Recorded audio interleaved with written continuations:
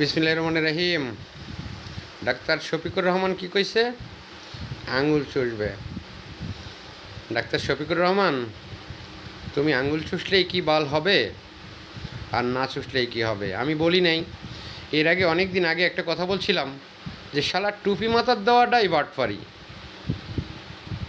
শফিকুর রহমান দাড়ি মুছ সব সাদা হয়ে গেছে, ওর টুপি মাথার দেওয়াটাই বাটপারি।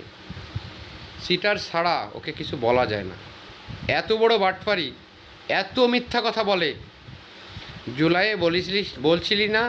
এই শফিকুর রহমান বলছিলি না বেয়াদব চৌধুরীর ভাই, শালা তুই বলছিলিস না জুলাইয়ের মূল নায়ক তারেক রহমান বলছিলি না? চৌধুরীর ভাই এখানে শালা, শালা টুপি মাথার দিয়ে মিথ্যা কথা বলিস।